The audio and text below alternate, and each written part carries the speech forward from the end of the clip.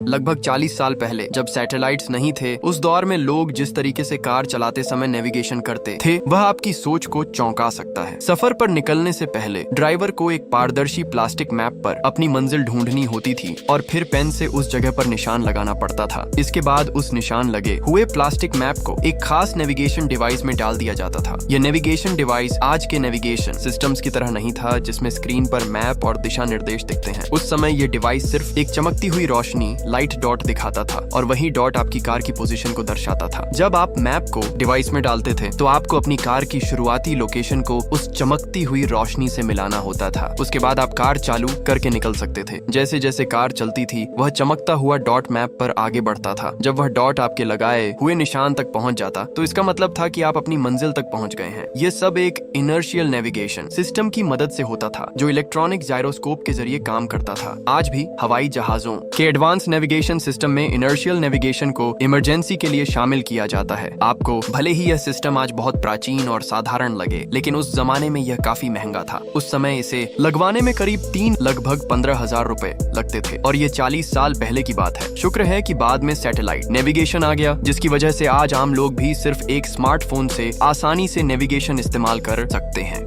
जैसा कि सभी जानते हैं, ब्रेस्ट स्ट्रोक सभी तैराकी शैलियों में सबसे धीमी होती है, लेकिन फिर भी ये स्टाइल आज तक क्यों बनी हुई है? असल में बाकी तैराकी शैलियों की तुलना में ज्यादातर लोगों के लिए ब्रेस्ट स्ट्रोक सबसे ज्यादा व्यवहारिक और उपयोगी है। ब्रेस्ट स्ट्रोक से तैरने पर न सिर्फ ज्यादा देर तक तैरा जा सकता है, बल्कि ये बेहद कम थकाने वाली शैली भी है। बस हमें आमतौर पर स्विमिंग पूल या छोटे तालाबों में इसका फायदा नजर नहीं आता, लेकिन अगर तैरने की जगह कोई नदी या समुद्र हो तो इसके फायदे साफ दिखाई देते हैं। सहन शक्ति तो इसमें है ही, लेकिन असली बात यह है कि समुद्र में लहरें बहुत तेज होती हैं। जो लोग तटीय इलाकों में फौज में रहे हैं उन्हें पता होगा कि ब्रेस्ट स्ट्रोक एक जरूरी परीक्षा होती है। जब समुद्र की बड़ी लहरों में हथियार या वजन के साथ तैरना पड़े तो ब्रेस्ट स्ट्रोक ही एकमात्र शैली है जो कारगर साबित होती है। बाकी स्टाइल्स जैसे कि फ्री स्टाइल या बटरफ्लाई सांस लेने में मुश्किल पैदा करती है क्योंकि लहरें मुंह में पानी भर देती हैं। बटरफ्लाई स्टाइल में सांस लेना तो आसान होता है, लेकिन वो बहुत थकाऊ होती है। फ्री स्टाइल में भले ही मेहनत कम लगती है, पर अगर लहरें मुंह पर आ जाएं तो पानी निगलने का खतरा होता है और समुद्र में पानी निगलना बहुत खतरनाक होता है। ब्रेस्ट स्ट्रोक में आप न सिर्फ पानी के ऊपर और नीचे देख सकते हैं, बल्कि लहरों के बीच भी सांस लेना आसान होता है और ये बेहद ऊर्जा बचाने वाली शैली है। इसलिए ब्रेस्ट स्ट्रोक को आज भी सबसे व्यावहारिक और सुरक्षित तैराकी शैली माना जाता है। लेकिन अगर पानी शांत हो, जैसे पूल में या झील में, और लहरों का डर न हो, तो फ्री स्टाइल ब्रेस्ट स्ट्रोक से भी ज्यादा लंबी दूरी के लिए बेहतर होती है।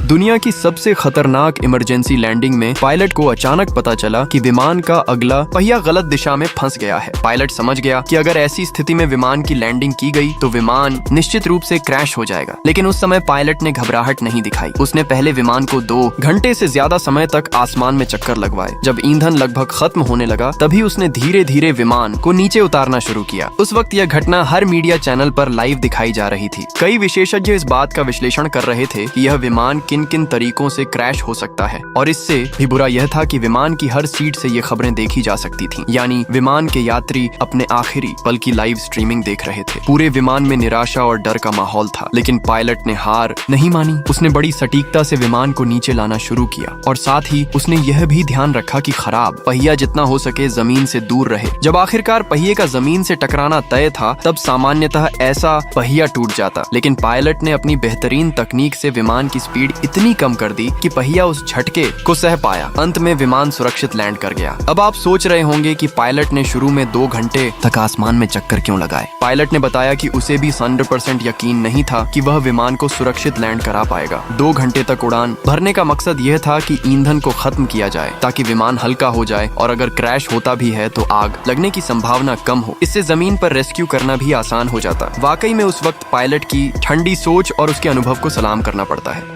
ध्यान दीजिए, एक छोटा लड़का गलती से एक बिल्ली पर पैर रख देता है। अगले ही पल वह बिल्ली उसके पैर पर पंजा मार देती है। लड़का डर जाता है, लेकिन जिस मादा बिल्ली पर पैर पड़ा था वो अभी भी गुस्से में लग रही थी। उसने तुरंत एक नर बिल्ली को अपने पास बुलाया। दोनों ने आपस में कुछ बिल्ली भाषा में बात की और फिर नर बिल्ली जैसे किसी आदेश का पालन कर रहा हो वैसे ही तेजी से उस लड़के की ओर दौड़ पड़ा। लड़का कुछ समझ पाता उससे पहले ही वह बिल्ली छलांग लगाकर उसे नोचने लगी। शायद उस नर बिल्ली के दिल में मादा बिल्ली ही उस घर की असली मालिक थी। इंसान तो बस उसके लिए सहायक मात्र थे। लेकिन उस समय वे सब भूल गए कि उस घर में एक ऐसा कुत्ता भी है जो अपने मालिक के लिए सब कुछ कुर्बान कर सकता है। जब गोल्डन रिट्रीवर कुत्ता ने देखा कि उसके मालिक को खतरा है तो वह तुरंत उठकर नर बिल्ली की ओर दौड़ पड़ा। उसे मालूम था कि वह नर बिल्ली से लड़ सकता है और ये जानकर ही बिल्ली ने लड़के पर हमला करना बंद कर दिया। लेकिन कुत्ता तब तक रुका नहीं, क्योंकि बच्चे पर अब भी खतरा मंडरा रहा था। वह बिल्ली का पीछा करते हुए किचन तक गया और वहीं पर उस पर नजर रखे रहा, मानो चेतावनी दे रहा हो, अगर अगली बार मेरे मालिक पर हमला किया तो मैं तुम्हें इतनी आसानी से नहीं छोड़ूंगा। इस वीडियो को देखने के बाद कई नेटिजन्स ने कहा, यही होता है कुत्तों और बिल्लियों में फर्क। बिल्लियों की वफादारी केवल खाने तक सीमित होती है, वो कभी भी घर छोड़कर जा सकती हैं और उनका व्यवहार भी कभी गर्म कभी ठंडा होता है। इंसानों को वो बस एक टूल की तरह मानती हैं, जबकि कुत्ते न सिर्फ प्यारे होते हैं बल्कि घर की सुरक्षा करते हैं, खाने में नखरे नहीं करते और मालिक के लिए अपनी जान तक देने को तैयार रहते हैं। आपका क्या कहना है?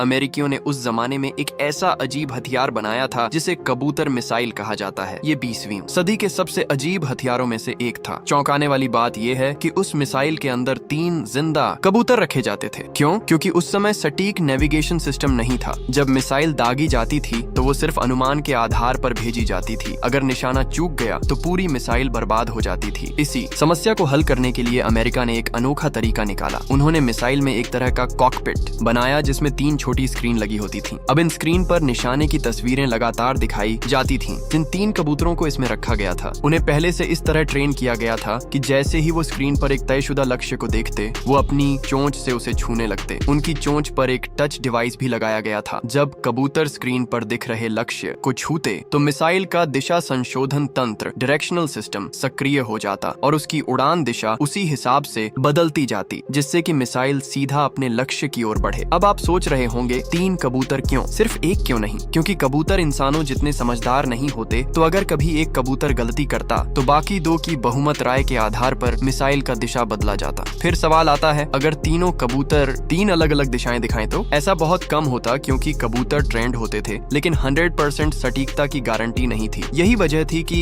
ये सिस्टम कभी भी पूरी तरह सफल नहीं हो पाया। अमेरिका ने इस तकनीक पर बहुत प्रयोग किए लेकिन कबूतरों की अलग राय की समस्या कभी हल नहीं कर पाया। ऊपर से उस दौर में पशु प्रेमियों ने इसका विरोध करना शुरू कर दिया और फिर जब इलेक्ट्रॉनिक गाइडेंस सिस्टम विकसित हो गया तो इस तकनीक की जरूरत ही नहीं रही। इसलिए 1953 में कबूतर मिसाइल प्रोजेक्ट को हमेशा के लिए बंद कर दिया गया।